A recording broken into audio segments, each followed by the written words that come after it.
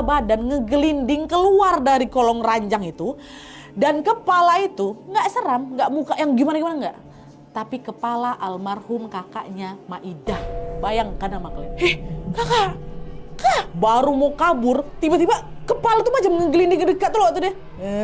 Itu senyum. Dan dia memamerkan gigi palsu warna silver yang persis kayak gigi almarhum kakaknya. Gitu. Langsung teriaklah Maidah kan. Wah! Gitu. Barulah sosok tuh hilang Wak dari penglihatannya.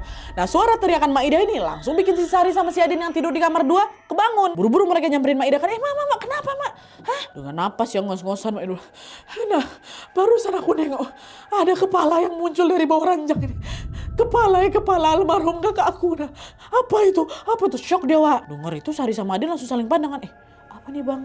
Takut juga mereka. Akhirnya mereka buru-buru nenangin Maidah. Udah Mak udah nggak apa-apa. Sekarang Mak tidur aja sama kami di kamar belakang ya. Iya udah aku nggak mau lagi tidur di sini ayo. Akhirnya udahlah tuh. Malam itu mereka berkobok berlima Wak, tidur berlima. Sari, Adin, Dina, Bayu, Maidah. Tidur di sana kumpul semua di kamar belakang. Tapi karena khawatir sosok itu muncul lagi, Maidah memang nggak bisa tidur semalaman tuh. Dia ngaji aja deh. Dan begitu pagi datang, Maidah yang masih ketakutan ini langsung berkemas. Dia pamit pulang. Sejak itu dia trauma kali Wak, dan gak pernah sekalipun mau main ke kontrakan si Sari lagi. Lihatin kepala ngegelinding, kepala kakaknya yang sudah meninggal. Bayangkan sama kalian. Setelah kejadian Maidah ditampain sama sosok menyeramkan tadi, perasaan si Sari pun jadi makin was-was Wak. Dia selalu gak tenang dan tiap kali juga beraktivitas dia ngerasa kayak ada yang merhatiin dia diam-diam gitu loh. Nah, karena dia gak nyaman sama perasaan itu, Sari pun akhirnya cerita lah sama suaminya. Bang, aku udah gak nyaman lagi tinggal di sini Wak. Wak pula Bang, tiap hari rasanya macam ada yang ngeliatin aku. Hawa di rumah ini gak enak. Suaminya bilang, udahlah Dek, itu cuma perasaan kamu aja. Toh selama ini juga kamu gak pernah kan lihat yang aneh-aneh. Sabar dulu ya. Kalau rumah kita udah jadi, kita pasti langsung pindah kok. Dan by the way nih Wak ya, sampai dia curhat ini, kontrakan mereka masih sering digonggongin anjing tiap maghrib Wak. Masih. Cuma intensitasnya udah gak sesering dulu memang. Tapi selalu datang. Tiba-tiba kok.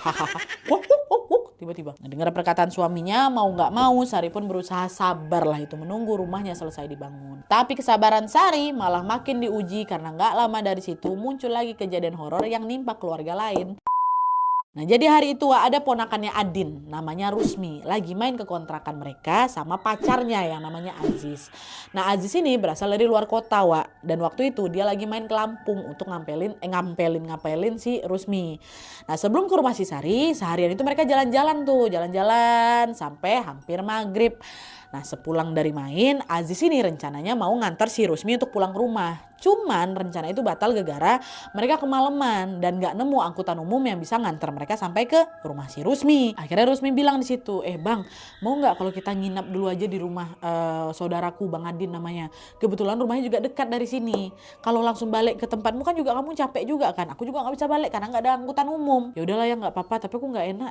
Aku kan belum kenal kali sama saudaramu. Udah nggak apa-apa nanti kenalan dulu. Baik kok orangnya kata si Rusmi kayak gitu. Dah lah, mereka pun pergi lah ini ke kontrakan Adin Wak. Waktu nyampe, mereka disambut baik sama Sari dan si Adin. Dibolehin juga nginap di sana. Tapi Rusmi tidur di kamar depan, Aziz di ruang tamu, sementara Adin anak beranak tidur di kamar belakang. Sebelum masuk kamar masing-masing untuk beristirahat, suasana malam itu normal-normal aja Wak. Tapi ketika waktu menunjukkan jam 3 malam, ketika mereka semua udah di tempat tidur masing-masing nih ya, tiba-tiba Aziz yang tidur di ruang tamu ini Wak, merintih kesakitan dalam posisi masih tidur, masih tutup mata. Suara rintihan tuh awalnya pelan memang, tapi makin lama makin kencang sampai bikin si Sari kebangun. Karena kaget dengar suara itu, Sari keluar kamar lah kan menuju ke sumber suara. Ternyata suara itu suara si Aziz. Nah, pas Sari nyamperin si Aziz Wak, Sari itu udah melihat baju Aziz itu udah basah kuyup, gegara keringetan.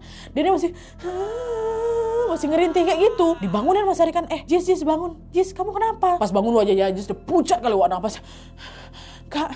Kak gitu kayak gitu. Kayak abis lari keliling lapangan Wak. Kenapa kamu? Barusan aku mimpi aneh Kak. Kok kayak gak beres lah sama rumah ini. Hah? Mimpi apa? Situ aja cerita Wak, kalau barusan itu dia mimpi ngelihat Rusmi pacarnya lagi pakai baju pengantin. Keluar dari kamar depan.